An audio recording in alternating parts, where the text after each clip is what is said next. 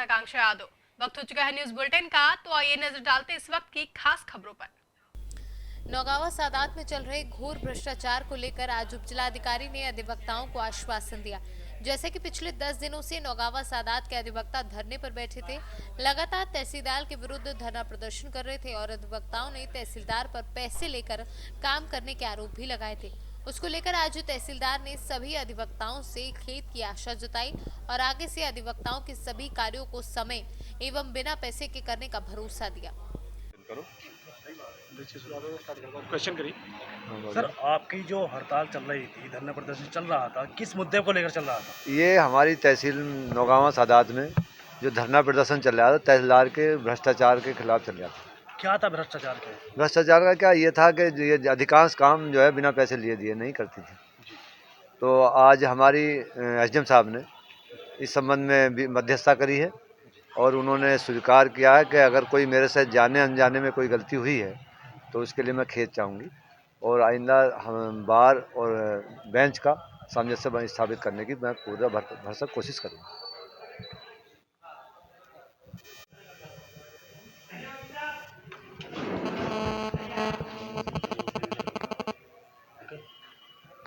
Sir, तहसील नौगावा सादात में 4 नवंबर से बराबर अधिवक्ताओं का धरना प्रदर्शन चल रहा था, तो क्या समस्याएं थी? समस्याएं जो इनसे वार्ता हुई थी 5 तारीख को, इन्होंने कुछ समस्याएं हमारे सामने रखा था।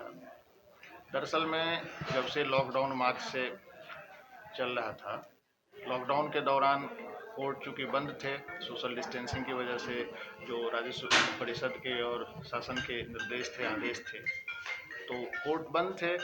और जब लॉकडाउन खुला उसके बाद कोर्ट अपना कार्य प्रारंभ कर दी थी, लेकिन फिर भी कुछ परिस्थितियां ऐसी रहीं और फिर जो चुनाव की घोषणा हुई, चुनाव में जो हम लोगों की व्यस्तता रही लगातार, तो कोर्ट के काम कुछ कम हुए थे। इसके अतिरिक्त भी कुछ और कार्य थे जो पेंडिंग चल रहे थे।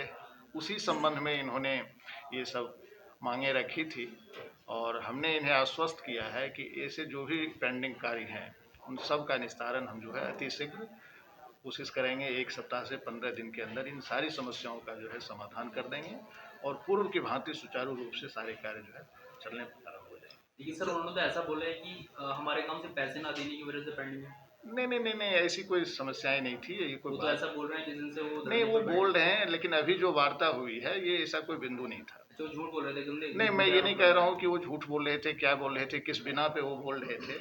ऐसी कोई बातें जो अभी हमने वार्ता की है वहाँ इस संबंध में कोई बात नहीं हुई है, ना उन्होंने ऐसी कोई बात रखी थी अभी। उन्होंने लास्ट टाइम को जितने भी इंटरव्यू दिए हमें, तो उन्होंने यही बोला है कि हमारा पैसे ना देने की वजह से काम नहीं हो रहा। नहीं, ऐसा नहीं था। जिस अधिकारी के बारे में उन्होंने ऐसा कहा है, वो अधिकारी यहाँ कम से कम लगभग 2 साल से 1.5 साल से यहाँ है कार्यरत।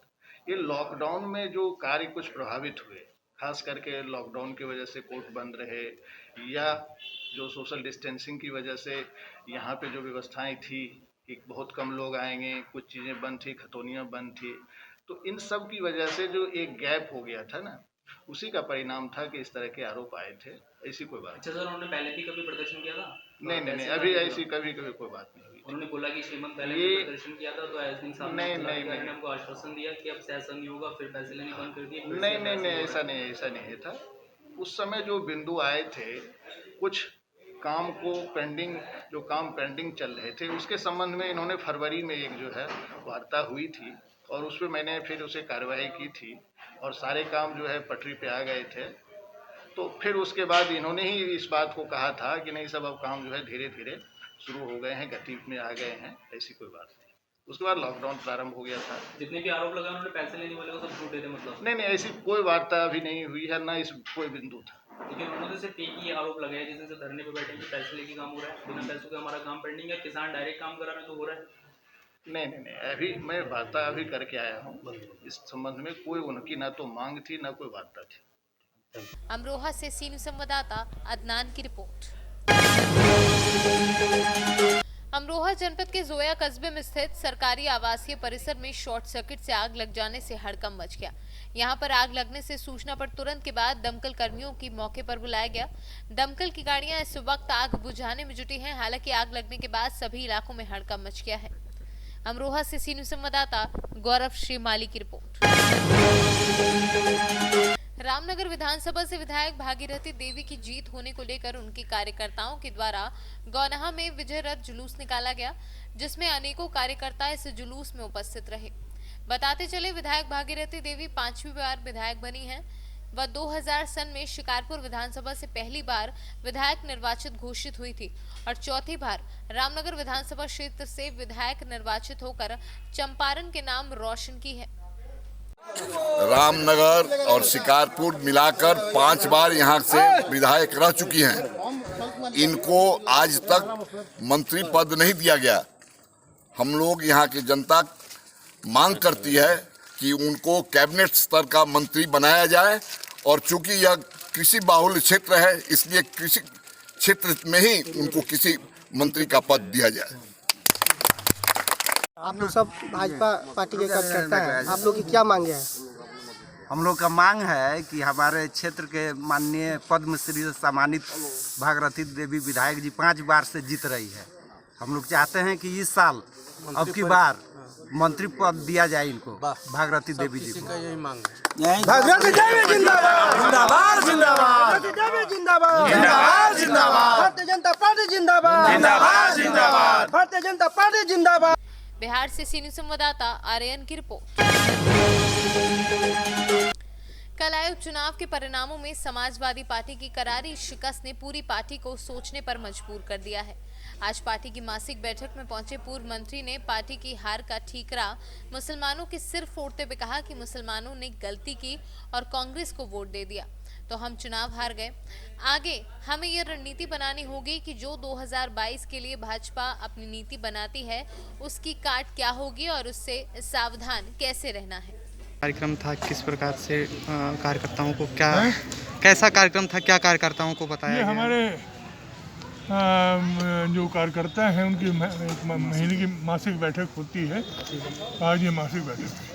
मंत्री जी, कल उत्तर प्रदेश के उपचुनाव के नतीजे जिस प्रकार से आए हैं, कहाँ पे कमी रह गई है जो इस प्रकार की हार का सामना करना पड़ा? देखिए, इसकी तो हम बैठ के पूरी समीक्षा करेंगे और समीक्षा करके तब ये जान पाएंगे। 2 दिन या 1 दिन के अंदर कोई चीज तय कर लेना, इसमें तो कोई शक नहीं कि बहरहाल हम हार गए।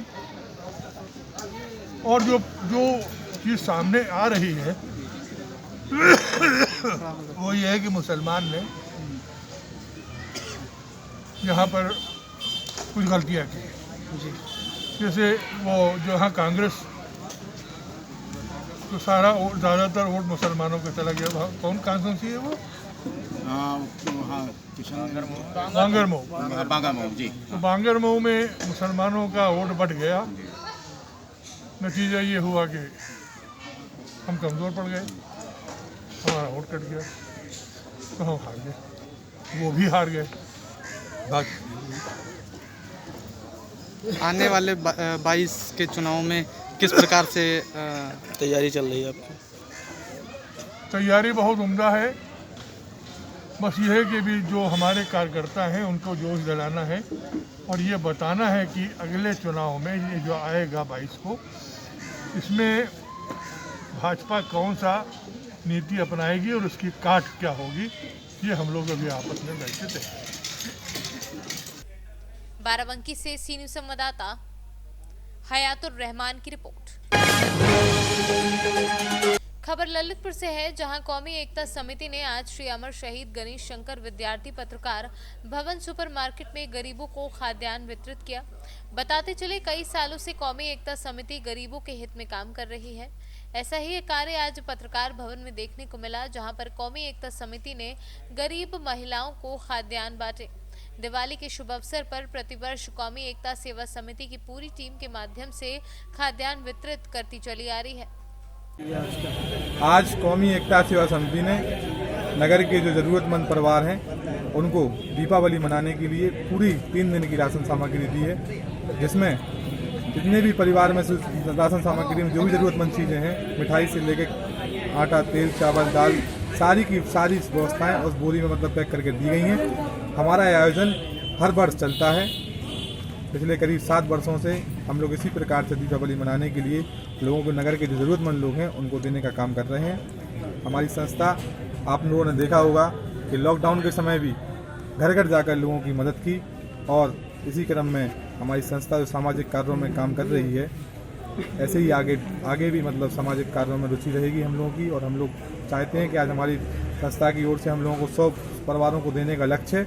हम चाहते हैं कि आगामी समय में हम लोग करीब 200-300 परिवारों को भी इस प्रकार से ज़रूरतमंद लोग हैं जो हैं उनको राशन सामग्री देने का काम करें। आज 40 से 50 लोगों को, 50 के समथिंग लोगों को यहाँ पर राशन सामग्री दी गई है।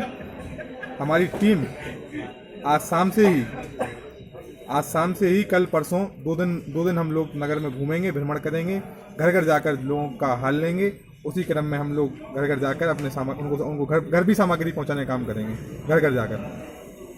सेवा समिति द्वारा जो दीपावली के अवसर पर गरीब भाई बहनों को सामग्री वितरित की गई, उसकी मैं सराहना करता हूं और कौमी एकता भविष्य में इसी तरीके सामाजिक कार्यों में बढ़ चढ़कर भाग लेती रहे और सामाजिक कार्य करती रहे।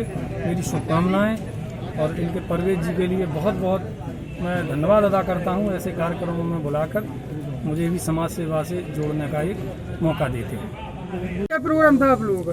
कौमी एकता सेवा समिति विगत अनेक वर्षों से दीपावली के इस पंच दिवसीय त्यौहार को बड़े धूमधाम से मनाती है। उन लोगों के बीच में जो विभिन्न प्रकार की व्यवस्थाओं से या सुविधाओं से वंचित हैं। ये 5 दिन का त्यौहार है। पहले दिन त्यौहार पड़ता धनतेरस, दूसरे दिन नरक चतुर्दशी, फिर दीपावली, फिर इसके बाद मौन पड़वा और डोज। 5 दिन कौमी एकता सेवा समिति गरीब और असहाय लोगों के बीच में जाकर के अपने निर्धारित कार्यक्रम के अनुसार उनको विभिन्न प्रकार की सुविधाएं देने का काम करती है। उन्हीं में से आज जो परवेज पठान के नेतृत्व में कौमी एकता सेवा समिति ने जो राशन सामग्री इन परिवारों को बांटने का काम किया है वो आपके सामने है। ललितपुर से कैमरा पर्सन राहुल साहू के साथ देवेंद्र यादव की रिपोर्ट। फिलहाल के लिए इस बुलेटिन में बस इतना ही। देश और दुनिया की तमाम बड़ी खबरों के लिए जुड़े रहे सी न्यूज़ भारत के साथ। हर खबर आपके साथ, आपके हाथ।